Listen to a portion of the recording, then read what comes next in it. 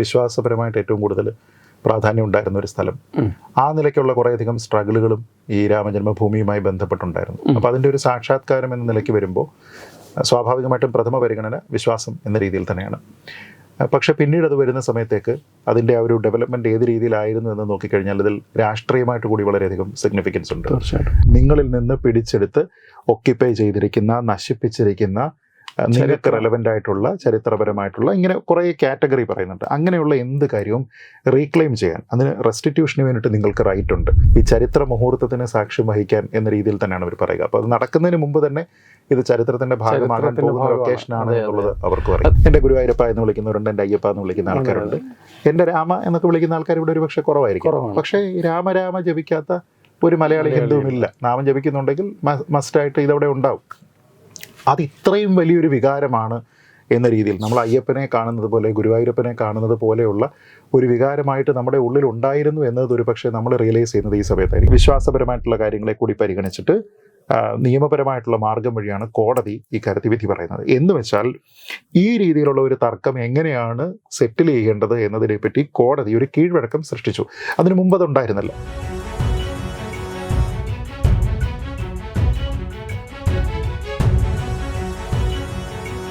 നമസ്കാരം, കൂടിക്കാഴ്ചയിലേക്ക് സ്വാഗതം. ഇന്ന് കൂടിക്കാഴ്ചയിൽ നമ്മളോടൊപ്പം ഉള്ളത് ഒരു വിശിഷ്ടാതിഥിയാണ്. തത്വമയിയുടെ പ്രേക്ഷകരെ സംബന്ധിച്ചിടത്തോളം ഒരു പ്രത്യേക ഇൻട്രോ ഒന്നും ആവശ്യമില്ലാത്ത ഒരു അതിഥി, ശ്രീജിത്ത് പണിക്കർ. അദ്ദേഹം കേരളീയരെ സംബന്ധിച്ചിടത്തോളം വളരെ സുപരിചിതനാണ്. നമ്മളുടെ ദൃശ്യമാധ്യമ രംഗത്തും അതേപോലെ സീരിയസ് ആയ വിഷയങ്ങളിൽ ചർച്ചകൾ നടക്കുന്ന പൊതു ഇടങ്ങളിലും നിറഞ്ഞു നിൽക്കുന്ന വ്യക്തിത്വമാണ് ശ്രീജിത്ത് പണിക്കരുടേത്. അദ്ദേഹം സമകാലീന സംഭവങ്ങളെക്കുറിച്ച്, തൻ്റെ വീക്ഷണങ്ങളെക്കുറിച്ച് നമ്മളോട് സംസാരിക്കുന്നു. സ്വാഗതം നമസ്കാരം. നമസ്കാരം. ഇപ്പോൾ വെറും ശ്രീജിത്ത് പണിക്കരല്ല, അയോധ്യയിൽ പോയി തിരിച്ചു വന്ന ശ്രീജിത്ത് പണിക്കരാണ് ഇല്ലേ? പ്രാണപ്രതിഷ്ഠയുടെ സമയത്ത് അവിടെ ഉണ്ടായ വളരെ ചുരുക്കം മലയാളികളിൽ ഒരാൾ. താങ്കളുടെ അനുഭവങ്ങളെക്കുറിച്ച്, അവിടെ പോയതിൻ്റെ അനുഭവങ്ങളെക്കുറിച്ചൊക്കെ സംസാരിക്കുന്ന ഒന്ന് രണ്ട് അഭിമുഖങ്ങളൊക്കെ ഞാൻ കണ്ടിരുന്നു. അപ്പം ഞാൻ ആ ഒരു വിശദാംശങ്ങളിലേക്ക് പോകുന്നില്ല. പക്ഷേ എനിക്ക് ചോദിക്കാനുള്ള ഒരു കാര്യം, താങ്കൾ പല വിഷയങ്ങളിലും താല്പര്യം എടുക്കുന്ന ഒരാളെന്നുള്ള നിലയിൽ ശ്രീരാമക്ഷേത്രത്തിൻ്റെ ഈ പ്രാണപ്രതിഷ്ഠ, ആ ഒരു ദിവസം, അത് താങ്കൾ ഏതർത്ഥത്തിലാണ് അതിനെ കാണുന്നത്? അതായത് അതൊരു ആത്മീയ സംഭവം എന്നുള്ള നിലയിലാണോ, ചരിത്രപരമായ, സാമൂഹികപരമായ, ഈവൻ സാമ്പത്തികപരമായി പോലും പ്രാധാന്യമുള്ള ഏതിനാണ് താങ്കൾ ഒരു പ്രയോറിറ്റി കൊടുക്കുക സ്വന്തം നിലയിൽ? ഇതെല്ലാമാണെന്നാണ് എനിക്ക് തോന്നുന്നത്.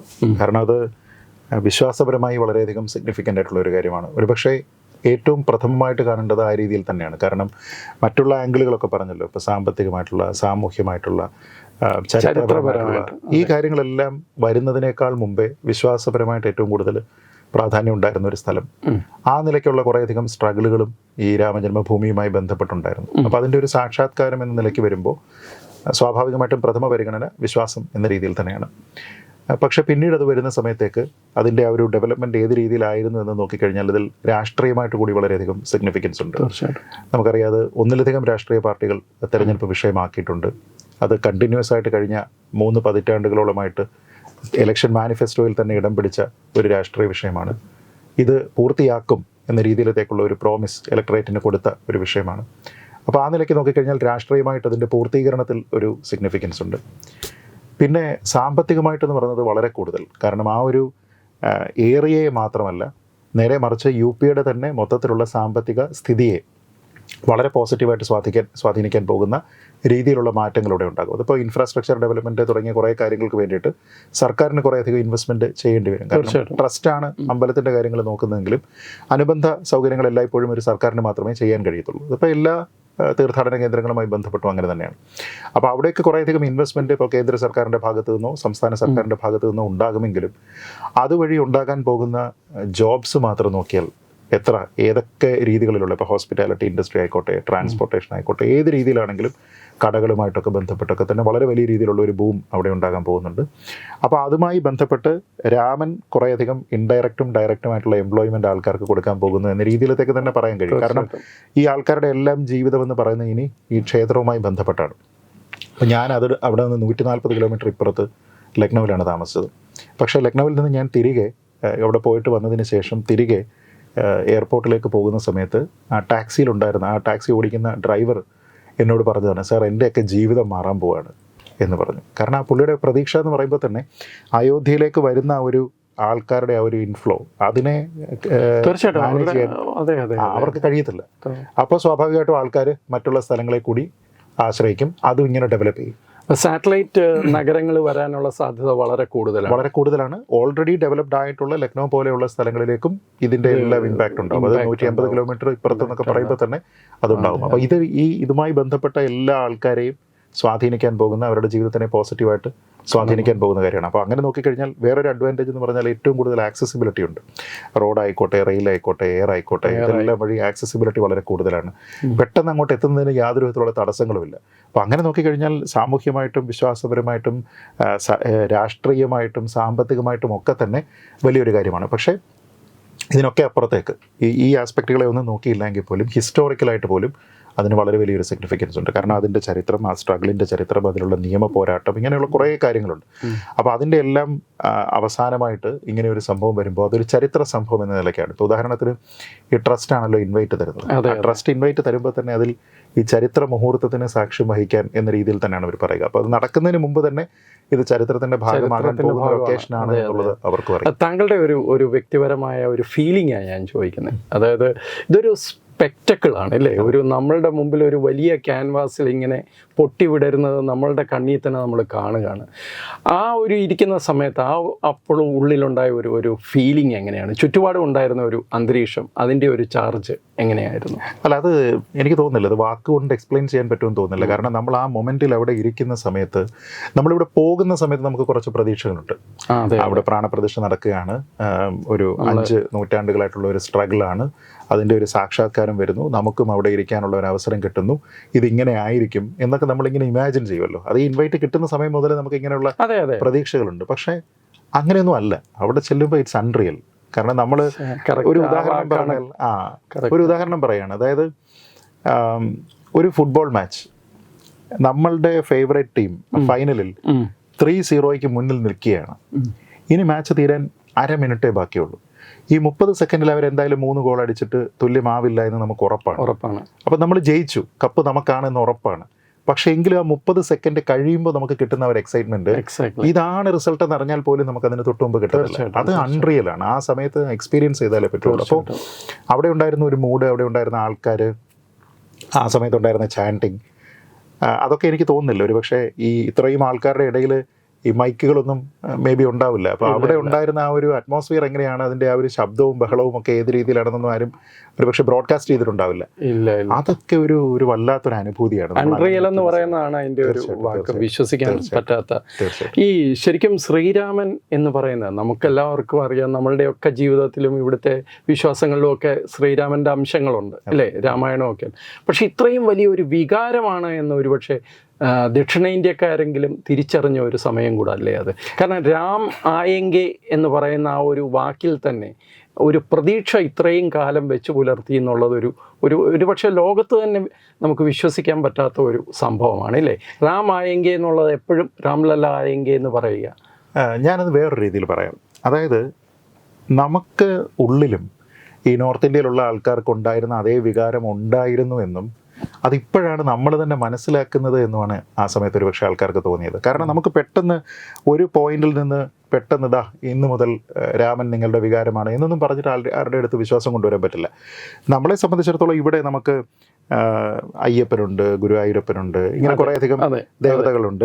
അപ്പോൾ ഇതുമായി ബന്ധപ്പെട്ട് നമുക്ക് വളരെ വലിയ രീതിയിലുള്ള ആചാര പദ്ധതികളുണ്ട്, വിശ്വാസ രീതികളുണ്ട്, നമ്മളുടെ നിഷ്ഠകളുണ്ട്. അവിടെ പോവുക, പ്രാർത്ഥിക്കുക, ഇതൊക്കെ ഉണ്ട്.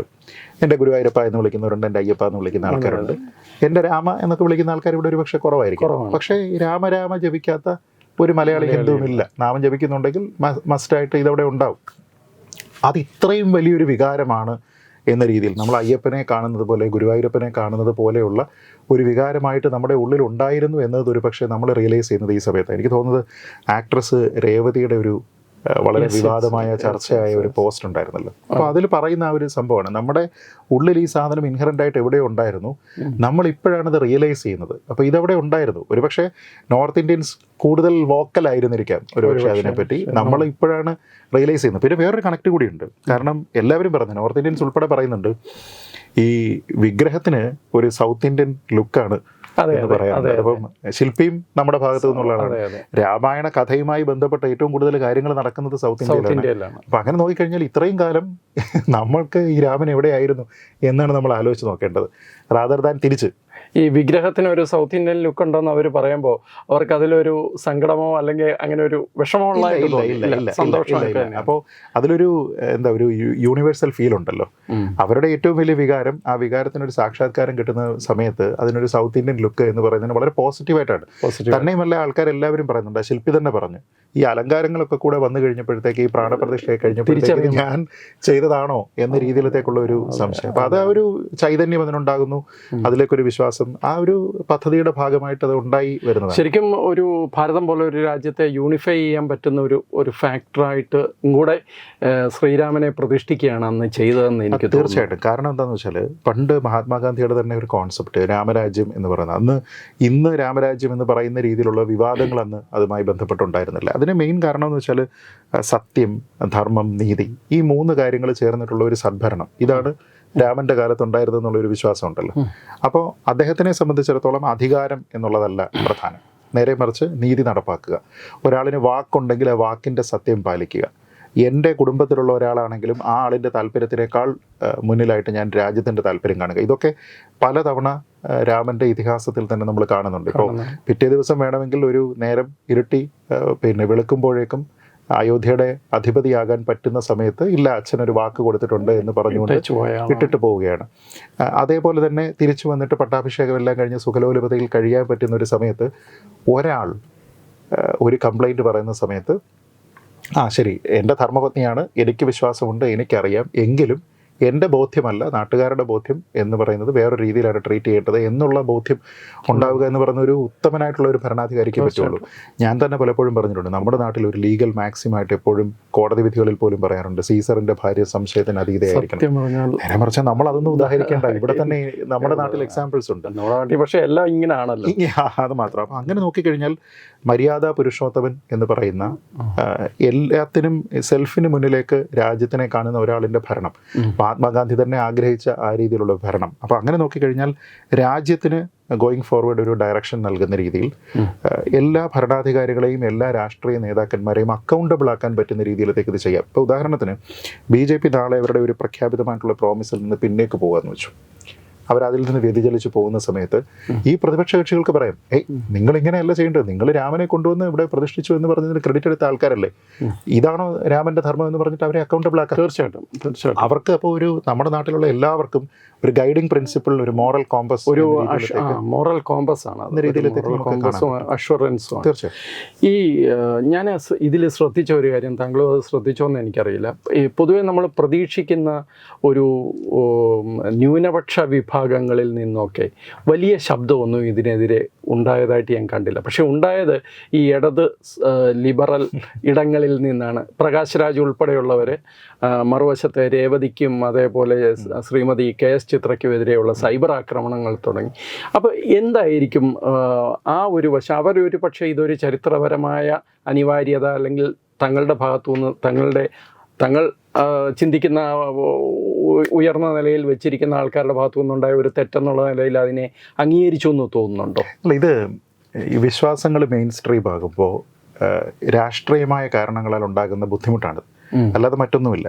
ഇപ്പോൾ KS ചിത്രയെ പോലുള്ള ഒരാൾ ഈ ഒരു വിശ്വാസത്തിനെ പറ്റിയിട്ട്, ഈ അയോധ്യയിലെ രാമക്ഷേത്രം വരുന്നത് ഒരു പോസിറ്റീവായിട്ടുള്ള കാര്യമാണ്, അതിന് വരുന്ന സമയത്ത് നിങ്ങളാലാവുന്ന രീതിയിൽ നിങ്ങളുടെ മതവിശ്വാസ പ്രകാരം നിങ്ങളതിനെ സ്വീകരിക്കാൻ തയ്യാറാവുക എന്ന് പറയുമ്പോൾ ആ കൊടുക്കുന്ന സന്ദേശം എന്ന് പറയുന്നത് ആർക്കും ഹാംഫുൾ ആയിട്ടുള്ള ഒരു കാര്യമാണ്. ഒരിക്കലും അല്ല. അത് അവരുടെ പൂർണ്ണമായിട്ടുള്ള ഭരണഘടനാപരമായിട്ടുള്ള അവകാശം കൂടിയാണ്.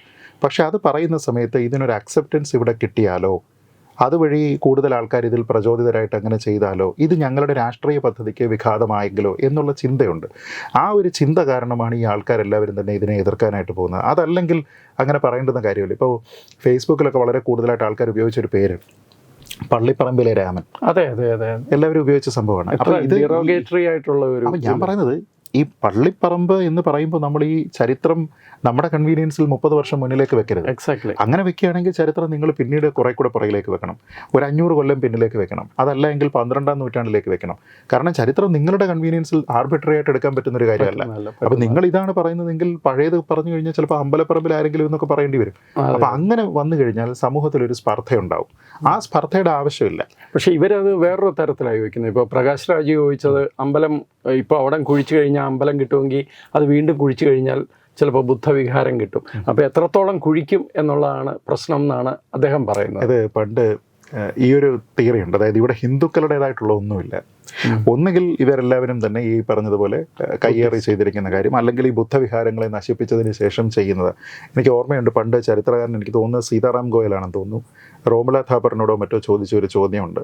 നിങ്ങളിങ്ങനെ പറയാറുണ്ടല്ലോ ഈ ബുദ്ധവിഹാരങ്ങളെ നശിപ്പിച്ചതിന് ശേഷമാണ് ഹിന്ദു ക്ഷേത്രം ഉണ്ടായത്, ഒരെണ്ണത്തിൻ്റെ പേര്, ഒരു ഉദാഹരണം പറയൂ. ഇന്ന ബുദ്ധവിഹാരം നശിപ്പിച്ചിട്ടാണ് ഇന്ന ക്ഷേത്രം ഉണ്ടായത് എന്ന് പറഞ്ഞിട്ട് അവർ മറുപടി പറഞ്ഞിട്ടില്ല. എന്ന് വെച്ചാൽ ഇതൊരു നറേറ്റീവാണ്.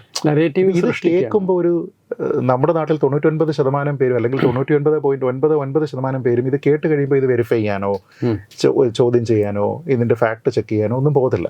അപ്പോൾ എന്താ പറ്റുന്നതെന്ന് വെച്ച് കഴിഞ്ഞാൽ ഇങ്ങനത്തെ കുറെ നറേറ്റീവ് ഇങ്ങനെ ആൾക്കാരുടെ അടുത്തേക്ക് കൊടുക്കുമ്പോൾ ഇവരിതങ്ങ് സത്യമാണെന്ന് വിശ്വസിക്കുകയും പ്രചരിപ്പിക്കുകയും ചെയ്യും. ഇത് വലിയൊരു അപകടമാണ്.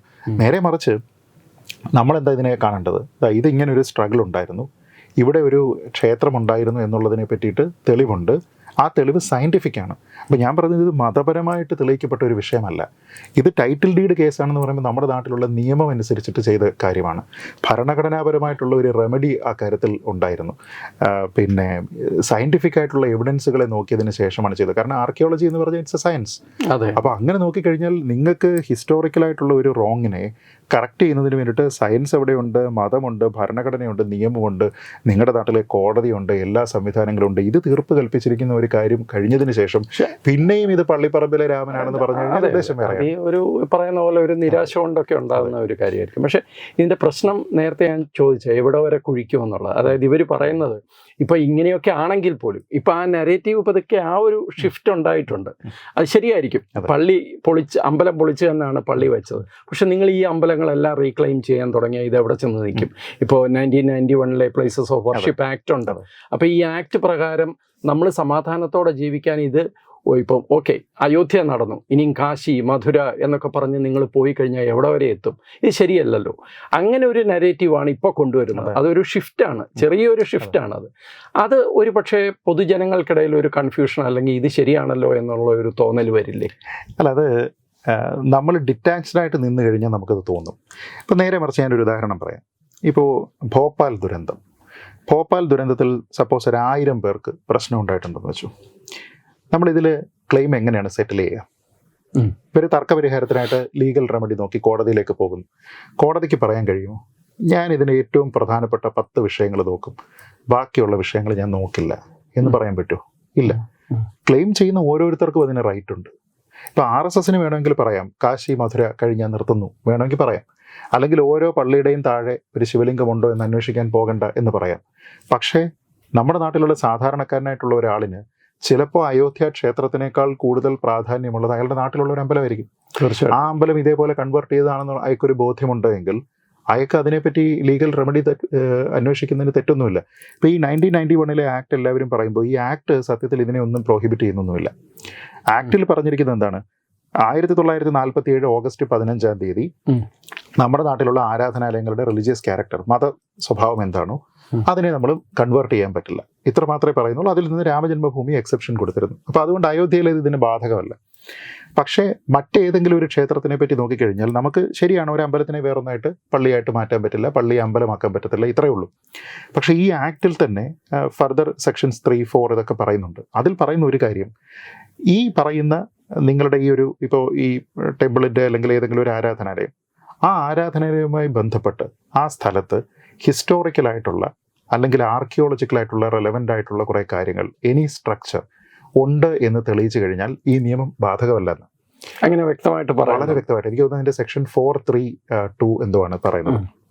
അപ്പോൾ 4.3 പറയുന്നത് വളരെ വ്യക്തമായിട്ട് നിങ്ങളുടെ ആർക്കിയോളജിക്കൽ സൈറ്റ് എന്താണ്, അതേപോലെ നിങ്ങളുടെ ഹിസ്റ്റോറിക്കൽ മോണ്യുമെന്റ് എന്ന് പറഞ്ഞാൽ എന്താണ്, ഇതിനവർ റെഫർ ചെയ്യുന്നത് 1958 ഒരു ആക്ടാണ്. ഈ 1958 ആക്ട് നമ്മളെടുത്ത് നോക്കിക്കഴിഞ്ഞാൽ വളരെ വ്യക്തമായിട്ട് പറയുന്നുണ്ട്, എനി സ്ട്രക്ചർ നിങ്ങൾ ഒരു പ്രദേശത്ത് നിങ്ങൾ എക്സ്കവേറ്റ് ചെയ്യുന്ന സമയത്ത് അവിടെ എന്തെങ്കിലും സ്ട്രക്ചർ കിട്ടിക്കഴിഞ്ഞാൽ that can be archaeologically relevant, artistically relevant, historically relevant, what ever it is. അപ്പോൾ ഇതൊന്നും പ്രത്യേകിച്ച് പറയുന്നില്ല, ഇതെന്തുമാകാം. അങ്ങനെയുള്ള ഏതെങ്കിലും ഒരു സ്ട്രക്ചർ അവിടെ ഉണ്ടെങ്കിൽ this is excepted from this act. എന്ന് വെച്ചാൽ മധുരയിൽ, കാശിയിൽ, ഇനി ഏതെങ്കിലും ഒരു ഈ പറയുന്ന ഡിസ്പ്യൂട്ടഡ് ആയിട്ടുള്ള സ്ഥലത്ത് ആർക്കിയോളജിക്കലായിട്ടുള്ള ഒരു തെളിവ് അവിടെ ഉണ്ടെങ്കിൽ ഈ നിയമത്തിൽ നിന്ന് എക്സെപ്റ്റ് ആണ്. അപ്പൊ ചുരുക്കി പറഞ്ഞാൽ ഇന്ന ഇരിക്കുന്ന അമ്പലത്തിനെ പിടിച്ച് പള്ളിയാക്കണമെന്നോ ഇന്ന പള്ളിയെ തിരിച്ച് അമ്പലമാക്കണമെന്നോ പറഞ്ഞാൽ നടക്കില്ല. നേരെ മറിച്ച് സയന്റിഫിക്കലി നിങ്ങൾക്ക് ഇത് പ്രൂവ് ചെയ്യാൻ പറ്റിയാൽ, അതായത് ഇവിടെ മറ്റൊരു സ്ട്രക്ചർ ഉണ്ടായിരുന്നു എന്ന് വെറുതെ ക്ലെയിം അല്ല, പ്രൂവ് ചെയ്യണം. അപ്പൊ ഇപ്പോ കാശി ഗ്യാൻവാബി വിഷയം നടക്കുകയാണ്. ഗ്യാൻവാബി വിഷയത്തിൽ അവരുടെ ഈ പെറ്റീഷനേഴ്സിന്റെ ആദ്യത്തെ റിക്വയർമെന്റ് ഈസ് ആർക്കിയോളജിക്കൽ സർവേ കൊണ്ട് അവിടെ സർവേ നടത്തിപ്പിക്കുക. എനിക്ക് തോന്നുന്നത് അയോധ്യയെക്കാട്ടിൽ എളുപ്പമായിരിക്കും കാശി, കാരണം അത് വളരെ എവിഡന്റ് ആണ്, സിമ്പിൾ ആണ്. അത് തന്നെയല്ല, അവർ വെറുതെ പറയുകയല്ല, അവർക്ക് ഈ നിയമത്തിനെ പറ്റി ബോധ്യമുള്ളത് കൊണ്ടാണ് അവർ പറയുന്നത് ഡു ആൻ ASI സർവേ. നിങ്ങൾ ആ സർവേ നടത്തി കഴിഞ്ഞു കഴിഞ്ഞാൽ റിസൾട്ട് എന്താണെന്നുള്ളത് ഇവർക്ക് അറിയാം. അപ്പൊ അങ്ങനെ വന്നു കഴിഞ്ഞാൽ ഇത് 91 ആക്ടിൽ നിന്ന് എക്സെപ്റ്റ് ആണ്. അപ്പൊ ഇത് ഈ അതിന്റെ മുസ്ലിം സൈഡ് ഉണ്ടല്ലോ, ഹിന്ദു സൈഡ് ഉണ്ട്, മുസ്ലിം സൈഡ് ഉണ്ട്. ഈ മുസ്ലിം സൈഡ് പോയി പറഞ്ഞ പരാതി എന്താണ്, കോടതികളിൽ പറഞ്ഞത് എന്താണ്, 91 ആക്ട് ഉണ്ട്, അതുകൊണ്ട് അതിൽ എക്സംഷൻ കിട്ടിയിരുന്ന അയോധ്യയ്ക്ക് മാത്രമാണ്, ഇതിനെ ഒന്നും എക്സെപ്റ്റഡ് അല്ല, അപ്പോൾ അതുകൊണ്ട് ഇതിൽ സർവേ പറ്റില്ല എന്നാണ് പറഞ്ഞത്. അന്ന് ജസ്റ്റിസ് DY ചന്ദ്രചൂഡാണ് പറയുന്നത് ഈ 1947 ഓഗസ്റ്റ് 15 ഒരു ഉണ്ടായിരുന്ന റിലീജിയസ് ക്യാരക്ടർ മാറ്റരുതെന്നേ ഉള്ളൂ. പക്ഷെ ആ റിലീജിയസ് ക്യാരക്ടർ എന്തായിരുന്നു എന്ന് അന്വേഷിക്കുന്നതിന് പ്രശ്നമില്ല എന്നാണ്. അതായത് ഇതൊന്നും പിന്നെ കൊണ്ടുവച്ചതല്ലോ. ഇപ്പൊ ഫോർ എക്സാമ്പിൾ ഒരു ഗ്യാൻവാബി പള്ളി ഇരിക്കുകയാണ്, ആ പള്ളിയുടെ ഫൗണ്ടേഷനായിട്ട് നിൽക്കുന്നത് അമ്പലമാണെങ്കിൽ അതെന്തായാലും 1947 ഓഗസ്റ്റ് 15 ഉണ്ടല്ലോ. അപ്പൊ അത് റിലീജിയസ് ക്യാരക്ടർ അത് ഉണ്ടെന്നും ആരാധന നടന്നിട്ടുണ്ട് തുടങ്ങിയ കാര്യങ്ങൾ തെളിയിക്കാനായിട്ട് സാധിച്ചു കഴിഞ്ഞാൽ നാച്ചുറലി ഇത് എക്സെപ്റ്റ് ആവും. അപ്പൊ ഈ ക്ഷേത്രങ്ങളും തിരിച്ചു പിടിക്കാൻ സാധ്യതയുണ്ട് ഇതിവിടെ. അല്ല, ഇതിലുള്ള ഒരു പ്രശ്നം എന്താണെന്ന് വെച്ചാൽ നമ്മളുടെ ഇന്ത്യ പോലും അംഗീകരിച്ചിരിക്കുന്ന UNDRIP എന്ന് പറഞ്ഞിട്ടുള്ള ഒരു പ്രോട്ടോകോൾ, ഒരു ഡിക്ലറേഷൻ ഉണ്ട്. അതൊരു രാജ്യത്തുള്ള ഇൻഡിജിനസ് ആൾക്കാരുടെ അവകാശങ്ങളെ പറ്റി പറയുന്ന ഒരു സംഭവമാണ്. അത് 2007 ഡിക്ലറേഷനാണ്. അന്ന് ഇന്ത്യ അത് ഒപ്പിടുന്നുണ്ട്. ഇന്ത്യക്ക് വേണ്ടിയിട്ട് അജയ് മൽഹോത്രയാണ് അവിടുത്തെ റെപ്രസെൻറ്റേറ്റീവ്. അപ്പോൾ അതിൽ ഇതേപോലെ തന്നെ ഒരു ഭാഗം പറയുന്നുണ്ട്, നിങ്ങളുടെ അനുവാദമില്ലാതെ, നിങ്ങളുടെ ഫ്രീ വില്ലില്ലാതെ, നിങ്ങളുടെ സമ്മതമില്ലാതെ നിങ്ങളിൽ നിന്ന് പിടിച്ചെടുത്ത് ഒക്യുപ്പൈ ചെയ്തിരിക്കുന്ന, നശിപ്പിച്ചിരിക്കുന്ന, നിങ്ങൾക്ക് റെലവെൻ്റ് ആയിട്ടുള്ള ചരിത്രപരമായിട്ടുള്ള ഇങ്ങനെ കുറേ കാറ്റഗറി പറയുന്നുണ്ട്. അങ്ങനെയുള്ള എന്ത് കാര്യവും റീക്ലെയിം ചെയ്യാൻ, അതിന് റെസ്റ്റിറ്റ്യൂഷന് വേണ്ടിയിട്ട് നിങ്ങൾക്ക് റൈറ്റ് ഉണ്ട്. ഒരു രാജ്യത്തെ ഇൻഡിജിനസ് ആയിട്ടുള്ള ആൾക്കാർക്ക് അതിനുള്ള റൈറ്റ് ഉണ്ട് എന്ന് പറയുന്നുണ്ട്. അത് പറ്റുന്നില്ല എങ്കിൽ, റെസ്റ്റിറ്റ്യൂട്ട് ചെയ്യാനായിട്ട് ഒരു മാർഗവും ഇല്ല എങ്കിൽ നിങ്ങൾക്ക് അതിന് എക്വിറ്റബിൾ ആയിട്ടുള്ള കോമ്പൻസേഷൻ കിട്ടണം എന്നാണ് പറയുക. അപ്പോൾ ഈ ഇൻഡിജിനസ് പീപ്പിൾ എന്ന് പറയുന്നതിനകത്തിൽ പല ആൾക്കാർക്കും വലിയൊരു തർക്കമുണ്ട്. ഇൻഡിജിനസ് പീപ്പിൾ എന്ന് പറഞ്ഞാൽ ആദിവാസി വിഭാഗത്തിൽ വരുന്നവർ മാത്രമാണോ, ഷെഡ്യൂൾഡ് ട്രൈബ് ആണോ, ഷെഡ്യൂൾഡ് കാസ്റ്റ് ആണോ, വേറെ ഏതെങ്കിലും ഒരു പർട്ടിക്കുലർ വിഭാഗം മാത്രമാണോ എന്നൊക്കെ ഒരു സംഭവമുണ്ട്. ഇന്ത്യക്കും അന്ന് ഈ പ്രശ്നം ഉണ്ടായിരുന്നു. അന്ന് അജയ് മൽഹോത്ര അവിടെ ഈ കാര്യം പറഞ്ഞു. അതായത് ഈ റൈറ്റ് ഓഫ് സെൽഫ് ഡിറ്റർമിനേഷൻ എന്നൊക്കെ നിങ്ങൾ ഇതിനകത്തിൽ പറയുന്നു, ഇൻഡിജിനസ് പീപ്പിളിനുണ്ട് എന്ന് പറയുമ്പോൾ ഞങ്ങളുടെ വിശ്വാസം അനുസരിച്ച് ഒരു സോവറിൻ സ്റ്റേറ്റിൽ, ഇന്ത്യ പോലെ ഒരു സോവറിൻ സ്റ്റേറ്റിൽ അങ്ങനെ ഒരു റൈറ്റ് ടു സെൽഫ് ഡിറ്റർമിനേഷൻ ഉള്ള പ്രത്യേക ഒരു കാറ്റഗറി ഓഫ് ആൾക്കാരില്ല, എല്ലാവരും. എന്ന് വെച്ചാൽ പുള്ളി പറയുന്നത് ഇന്ത്യയിൽ, ഫ്രീ ഇന്ത്യയിൽ എല്ലാ ഇന്ത്യക്കാരും ഇൻഡിജിനസ് ആണ്. ഈ ഒരു കാവിയറ്റ് വെച്ചതിന് ശേഷമാണ് ഇന്ത്യ അതിനോട് എഗ്രി ചെയ്തത്. അപ്പോൾ പിന്നീടുള്ള നിരവധി മനുഷ്യാവകാശ സ്ഥാപനങ്ങളുണ്ട്, അവരുടെ എല്ലാം ഇതിൽ റിപ്പോർട്ട് ഇന്ത്യയുടെ പൊസിഷനെ പറ്റി പറയുന്നുണ്ട്. India agrees to this on condition that all Indians are indigenous since independence. നമുക്ക് അങ്ങനെ ഒരു വിദേശത്തു നിന്ന് വന്നവർ എന്ന് പറയുന്ന ഒരു വിഭാഗം എന്ന് വെച്ചാൽ ഈ ഒരു റൈറ്റ് ഇന്ത്യയിൽ പോലും എല്ലാ ആൾക്കാർക്കും ആപ്ലിക്കബിൾ ആണ്. അപ്പൊ അങ്ങനെ നോക്കിക്കഴിഞ്ഞാൽ ഇതിൽ ഒരു സിമ്പിൾ സാധനം പറയാം. നമ്മളിപ്പോൾ പറഞ്ഞില്ലേ അങ്ങനെ ചെയ്യണോ, ഇനിയും എല്ലാ കാര്യത്തിനും ഇങ്ങനെ പോകുമോ എന്നൊക്കെ പറഞ്ഞാൽ ഒറ്റ കാര്യമുള്ളൂ, ഇവരാരും ഇത് നശിപ്പിക്കാൻ പോവുകയാണെങ്കിൽ തെറ്റാണ്. ഒരു ആരാധനാലയത്തിനെ നശിപ്പിച്ചിട്ട് ഞാനത് കയ്യേറുന്നു എന്ന് പറഞ്ഞാൽ തെറ്റാണ്. നേരെ മറിച്ച് നിങ്ങൾക്ക് ലീഗൽ റെമഡി നോക്കുന്നതിന് കുഴപ്പമില്ലല്ലോ, തീർച്ചയായും കോൺസ്റ്റിറ്റ്യൂഷണൽ റെമഡി നോക്കുന്നതിന് കുഴപ്പമില്ലല്ലോ. The court decide. ഇപ്പോൾ 40,000 ക്ഷേത്രങ്ങളിലേക്ക് ആൾക്കാർ ഇങ്ങനെ പോവുകയാണ്, ശരി ഇവിടെ ഇത്ര 40,000 ആരാധനാലയങ്ങൾ ഞങ്ങൾക്ക് ക്ഷേത്രങ്ങളാക്കി കിട്ടണം എന്ന് പറഞ്ഞു പോവാണ്. Let them go to court, let the court decide. അതിന് നിങ്ങൾക്ക് ബുദ്ധിമുട്ടുണ്ടാവേണ്ട കാര്യമില്ലല്ലോ. തീർച്ചയായിട്ടും അത് നടക്കട്ടെ, അതിൻ്റെ രീതിയിലനുസരിച്ച് നടക്കട്ടെ. ഇപ്പോൾ ഈ 40,000 ക്ഷേത്രങ്ങൾ അതാത് ആൾക്കാർക്ക് വലിയ പ്രാധാന്യമുള്ളതായിരിക്കും, അവർ റീക്ലെയിം ചെയ്യുന്നു എന്ന് പറയുന്നു. ഇപ്പോൾ പക്ഷേ അയോധ്യ ഒരു ഡിഫറൻറ്റ് സ്റ്റേച്ചറിലുള്ള ഒരു കാര്യമാണ്. നേരത്തെ ഈ പറഞ്ഞ പോലെ ഒരു പൊളിറ്റിക്കൽ പാർട്ടിക്കാരുടെ അവരുടെ ഒരു തെരഞ്ഞെടുപ്പ് വാഗ്ദാനം കൂടിയാണ്. പക്ഷെ മറ്റ് ക്ഷേത്രങ്ങളും ഇതുപോലെ റീക്ലെയിം ചെയ്യുമ്പോൾ അത് രാജ്യത്തൊരു അസ്ഥിരത അല്ലെങ്കിൽ രാജ്യത്ത് ജനവിഭാഗങ്ങൾ തമ്മിൽ ഒരു പ്രശ്നം ഉണ്ടാക്കാൻ സാധ്യതയുണ്ട് എന്ന് ഇവരെല്ലാം പറയുന്നുണ്ട്. മറുവശത്ത് ഇത് ഹിന്ദു വിഭാഗത്തെ സംബന്ധിച്ചിടത്തോളം അതെങ്ങനെയാണ് പ്രസക്തമാകുക? വിശ്വാസത്തിനപ്പുറമുള്ള കാര്യമാണ് ഞാൻ ചോദിക്കുന്നത്. നിയമപരമായിട്ട് തന്നെ നോക്കിയാൽ ഇപ്പോൾ അയോധ്യയിലെ ഒരു ക്ഷേത്രത്തിനെ ആ നിയമത്തിൽ നിന്ന് തന്നെ 91 ആക്ടിൽ നിന്ന് എക്സെപ്റ്റ് ചെയ്തിരിക്കുകയാണ്. അതെ, അത് ലീഗലി ശരിയാണോ എന്ന് ചോദിച്ചു കഴിഞ്ഞാൽ അത് ലീഗലി ശരിയാണെന്ന് അഭിപ്രായം പറയുന്ന ഒരൊറ്റ അഡ്വക്കേറ്റും ഇന്ത്യയിൽ ഉണ്ടാകുമെന്ന് എനിക്ക് തോന്നുന്നില്ല. കാരണം നിങ്ങൾ പറയുന്നത് ഒരു സർട്ടൻ കാറ്റഗറി ഓഫ് ആരാധനാലയങ്ങൾ, ആ ആരാധനാലയങ്ങൾക്ക് പൊതുവിൽ ബാധകമായിട്ടുള്ള ഒരു നിയമം, അതിൽ നിന്ന് നിങ്ങൾ ഒരു ക്ഷേത്രത്തിനെ സിംഗിൾ ഔട്ട് ചെയ്തിട്ട് പറയുന്നു. എന്തിന്? അത് ആർബിട്രറി ഡിസിഷനാണ്. You ask any top advocate, he will say ഇത് ചെയ്യാൻ പറ്റില്ല. കാരണം എല്ലാത്തിനും നിയമം എല്ലാവർക്കും യൂണിവേഴ്സലാണ് അല്ലേ? അപ്പോൾ ഒരെണ്ണത്തിന് മാത്രം അവിടെ മാറ്റി അത് ചെയ്തിരിക്കുന്നത്. അന്നൊരു പൊളിറ്റിക്കൽ എക്സ്പീരിയൻസ് ഉള്ളത് കൊണ്ടാണ് ഈ നിയമത്തിൽ നിന്ന് മാറ്റിക്കൊണ്ടിരിക്കുന്നത്. അന്ന് ഇതേപോലൊരു വലിയ സ്ട്രോങ് സ്ട്രഗിൾ നമ്മൾ ഈ പറഞ്ഞതുപോലെ മറ്റ് ക്ഷേത്രങ്ങളുമായി മറ്റ് തർക്കഭൂമികളുമായി ബന്ധപ്പെട്ടുണ്ടായിരുന്നെങ്കിൽ അതും എക്സെപ്റ്റ് ചെയ്യുമായിരുന്നു. ഇപ്പം ഗ്യാൻവാബി കേസിലൊക്കെ മധുര കേസിലൊക്കെ കോടതിയുടെ മുന്നിൽ വിഷയമുണ്ട്. പക്ഷേ ഈ രീതിയിലുള്ള ഒരു പ്രക്ഷോഭം എന്ന രീതിയിലത്തേക്ക് വന്നിട്ടില്ല. അതൊരു പൊളിറ്റിക്കലായിട്ടുള്ള വിഷയമായിട്ട് വന്നിട്ടില്ല. അപ്പോൾ അങ്ങനെ വന്നിരുന്നുവെങ്കിൽ ഒരു പക്ഷേ ഇതുമൊക്കെ എക്സെപ്റ്റഡ് ആയി പോയേനെ. ഇതിലേറ്റവും പ്രധാനം ഞാൻ നേരത്തെ പറഞ്ഞതുപോലെ ഇതൊരു അസ്ഥിരത ഉണ്ടാക്കുമോ എന്ന് ചോദിച്ചു കഴിഞ്ഞാൽ അയോധ്യ അസ്ഥിരത ഉണ്ടാക്കിയതാണ്. അതായത് ഈ നിയമത്തിൽ നിന്ന് എക്സെപ്റ്റ് ആക്കിയിരുന്ന ഒരു സംഭവം അസ്ഥിരത ഉണ്ടാക്കിയതാണ്. So if your purpose is അസ്ഥിരത ഉണ്ടാക്കരുത് എന്നാണെങ്കിൽ ഈ അയോധ്യയും ഇതിൽ ഉൾപ്പെടുത്തണമായിരുന്നു. അപ്പോൾ അതിനെ എക്സെപ്റ്റ് ചെയ്തിരുന്നപ്പോഴും ഇതിന്റെ മെസ്സേജ് എന്ന് പറഞ്ഞാൽ you are ready to take that അസ്ഥിരത അല്ലേ? അതിലെന്ത് പ്രശ്നം ഉണ്ടായി കഴിഞ്ഞാൽ you are ready to take it. അപ്പൊ നമ്മുടെ നാട്ടിലെ ഒരു നിയമം എന്ന് പറയുമ്പോൾ പ്രവർത്തിക്കേണ്ടത് എങ്ങനെയാണ്? എല്ലാവർക്കും ഈക്വൽ ആയിട്ട് ജസ്റ്റിസ് കൊടുക്കുക എന്നുള്ളതാണ് അതിന്റെ അർത്ഥം. അപ്പൊ അങ്ങനെ നോക്കിക്കഴിഞ്ഞാൽ നമുക്കൊരിക്കലും പറയാൻ പറ്റില്ല. നമ്മുടെ നാട്ടിൽ 100 റേപ്പ് കേസ് ഉണ്ടാകുന്നുണ്ട്. ശരി, 100 റേപ്പ് കേസ് വിവിധ കോടതികളുടെ മുന്നിലേക്ക് വരുന്നു. 10 റേപ്പ് കേസിന് മാത്രം നമ്മൾ പറയാം, മറ്റുള്ളത് വേണ്ട. പറയാൻ പറ്റില്ല ഒരിക്കലും. ഒരു വാഹനാപകടം, ഒരു ബസ് അപകടം ഉണ്ടാകുന്നു, അതിലുള്ള ആൾക്കാർ കോമ്പൻസേഷന് വരുന്നു. ശരി, ഏറ്റവും കൂടുതൽ പരിക്ക് പറ്റിയിരിക്കുന്ന ആൾക്കാർക്ക് മാത്രം ഞങ്ങൾ നൽകാം. ഒരിക്കലും പറയാൻ പറ്റില്ല. ഡിസ്പ്രപ്പോർഷനേറ്റ് ആയിട്ട് ചെയ്യരുതെന്നുള്ളത് മാത്രമേ ഉള്ളൂ. പക്ഷെ അവർക്ക് പരിക്ക് പറ്റിയിരിക്കുന്നതിന് പ്രൊപ്പോർഷനേറ്റ് ആയിട്ട് ഓരോരുത്തർക്കുള്ള അനുസരിച്ച് കൊടുക്കാനുണ്ട്. അപ്പൊ ഞാൻ പറഞ്ഞു വെച്ചാൽ ഇതെല്ലാം ലീഗൽ റെമഡിയാണ്. നിങ്ങൾ എന്തിനിതിന് ബുദ്ധിമുട്ട് നിങ്ങൾക്ക് തോന്നുന്നു എന്നുള്ളതാണ്. അതായത് ഇപ്പോൾ ഞാൻ പറയണം, ഇപ്പോൾ 40,000 തർക്കഭൂമികളുണ്ട്. ഈ 40,000 തർക്കഭൂമികളിലേക്ക് ആൾക്കാർ വന്നിട്ട് പറയുന്നത് ഇത് ഹിന്ദുക്കളുടേതാണ്, ഇത് ഇന്നയാളുടേതാണ് എന്ന് വന്ന് പറയുകയാണ്. ഞാൻ പറഞ്ഞു നിങ്ങൾക്കൊരു ബുദ്ധിമുട്ടുള്ളത് എപ്പോഴാണ്? ഇതിനടിയിൽ വേറൊരു സംഭവം ഉള്ളപ്പോഴല്ലേ? ഇല്ലെങ്കിൽ പ്രശ്നമില്ല. ഇപ്പം ഞാൻ പറയുന്നത് വെട്ടുകാട് ചർച്ചിനടിയിലൊന്നുമില്ല, അവിടെ തർക്കമില്ല. അപ്പോൾ പിന്നെ നിങ്ങൾ എന്തിനാ ഭയക്കുന്നത്? നാളെ ഒരാൾ വന്നു കഴിഞ്ഞാൽ ശരി, നിങ്ങൾ സർവേ നടത്തിക്കോളൂ എന്ന് ആർക്ക് വേണമെങ്കിലും പറയാം.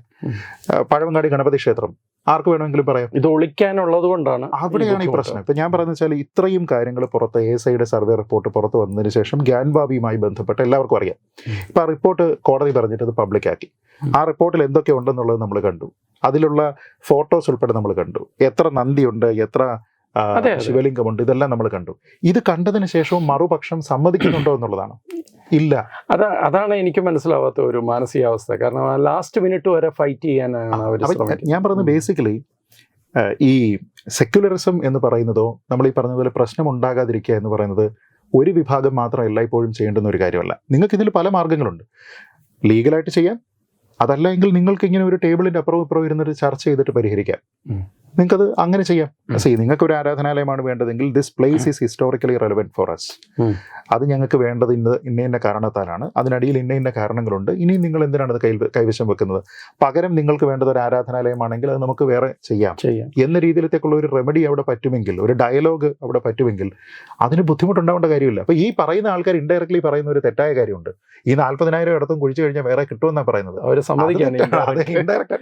ശരിക്കും അയോധ്യയുടെ ആ ഒരു വിജയം പ്രസക്തമാകുന്നത് ഈ ഒരു ആസ്പെക്റ്റിലാണെന്നാണ് എനിക്ക് തോന്നുന്നത്. കാരണം ഒരു വശത്ത് ഈ സകലമാന മനുഷ്യരും, അധികാര കേന്ദ്രങ്ങൾ, ഹിസ്റ്റോറിയൻസ്, ഇടത് ലിബറൽ എന്ന് സ്വയം വിളിക്കുന്ന ബുദ്ധിജീവികൾ, എല്ലാവരും ഒരു വശത്തും സാധാരണക്കാരായ ഏതാനും മനുഷ്യരുടെ വിശ്വാസം മറുവശത്തുമായിട്ട് ഇല്ലേ?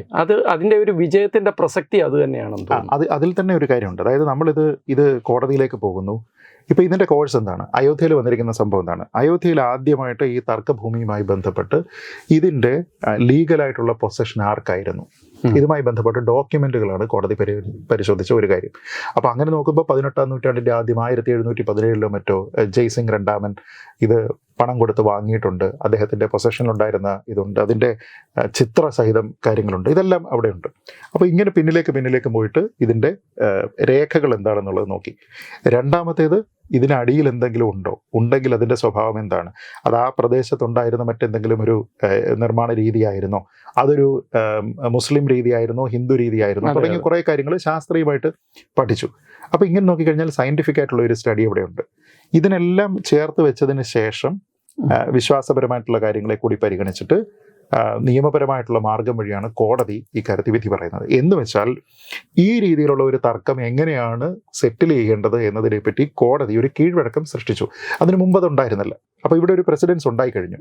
ഇനി സപ്പോസ് ഈ ഗ്യാൻവാപി വിഷയം എവിടേക്ക് പോകുന്നു, 91 ആക്ടിൽ നിന്ന് എക്സംപ്റ്റഡ് ആണ് എന്നുള്ളത് ഈ പറഞ്ഞതുപോലെ ആർക്കിയോളജിക്കൽ സൈറ്റ് വന്നതുകൊണ്ട് തന്നെ അത് പറയാൻ പറ്റുന്നു.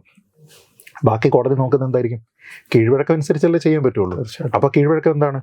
രേഖകൾ, അവിടെ ആരാധന നടത്തിയിരുന്നതിൻ്റെ ഹിസ്റ്ററി, ആർക്കിയോളജിക്കൽ സർവേ, അത് നോക്കിക്കഴിഞ്ഞാൽ അത് ഒരു മാർഗ്ഗം അവിടെ സെറ്റ് ചെയ്തു. അപ്പോൾ ഉണ്ടാകുന്ന പ്രശ്നം എന്താണെന്ന് വെച്ചാൽ, ഈ നേരത്തെ പറഞ്ഞില്ലേ ഇടത് ലിബറലുകൾ, ഇടത് ചരിത്രകാരന്മാർ, ഇങ്ങനെ കുറേയധികം ആൾക്കാർ അവിടെ നിൽക്കുന്ന സമയത്ത് അവരുടെ ഡിഫൻസ് വീക്ക് ആവുകയാണ്.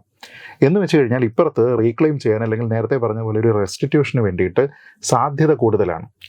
ഒരു കോൺഫ്രണ്ടേഷനിലേക്ക് പോകാതെ മറ്റുള്ള ആൾക്കാർക്ക് അറിയാം, ഇപ്പോൾ കോടതിയിലേക്ക് പോയി കഴിഞ്ഞാൽ നിങ്ങൾക്ക് അവസാനം വരെ ഫൈറ്റ് ചെയ്യാം എന്നതിനപ്പുറത്തേക്ക് നിങ്ങൾക്ക് അനുകൂലമായിട്ടുള്ള ഒരു വിധി കിട്ടാനുള്ള സാധ്യതകൾ തീരെയില്ല. എങ്കിൽ പിന്നെ നിങ്ങൾ ആ ഇവൻച്വാലിറ്റി എന്താണോ അത് മനസ്സിലാക്കിക്കൊണ്ട് ഒരു ഡയലോഗിന് പോയിട്ട്, നേരത്തെ ഈ പറഞ്ഞതുപോലെ അവിടെ ഒരു ഇത്തിരി മാറി ഒരു 5 ഏക്കർ സ്ഥലം, അതായത് തർക്കഭൂമിയുടെ ഇരട്ടി സ്ഥലം അവർക്ക് കൊടുത്തു. ശരി, നിങ്ങൾക്കൊരു ആരാധനാലയം എന്ന് പറയുന്നതാണ് അവിടെ വേണ്ടതെങ്കിൽ അതിന് വേണ്ടിയുള്ള ഒരു സെറ്റിൽമെന്റിലേക്ക് പോയി കഴിഞ്ഞാൽ ഇതെല്ലാം അമിക്കബിൾ ആയിട്ട് സെറ്റിൽ ചെയ്യാം. തീർച്ചയായിട്ടും. അപ്പോൾ ഇതിൽ ആൾക്കാർ പറയുന്നത് എന്താ? നിങ്ങൾ എല്ലായ്പ്പോഴും വിട്ടുകൊടുക്കണം, നിങ്ങൾ സഹനത്തിന്റെ പാതയിലേക്ക് നിൽക്കണം, നിങ്ങളിവിടെ സെക്യുലറിസം ഉണ്ട് എന്നോർക്കണം. ഇത് വൺ വേ ട്രാഫിക് അല്ലല്ലോ. ഇത് ഒരു വിഭാഗം മാത്രം ഇത് സഫർ ചെയ്യുക എന്നതിനപ്പുറത്തേക്ക് എന്തുകൊണ്ടാണ് ഇവർ ഈ ഡയലോഗിന്റെ പോസിബിലിറ്റി ഇവിടെ ചർച്ച ചെയ്യാത്തത്? കിട്ടിയ നിങ്ങളുടെ കൺമുന്നിലുള്ള എവിഡൻസിനെ കണ്ടിട്ടും അത് എനിക്ക് സ്വീകാര്യമല്ല എന്ന് പറഞ്ഞു കഴിഞ്ഞാൽ പിന്നെ മറ്റേ ആൾക്കാരെല്ലായ്പ്പോഴും വിട്ടുവീഴ്ച ചെയ്യണമെന്ന് പറയുന്നത് മര്യാദയല്ല. തീർച്ചയായിട്ടും.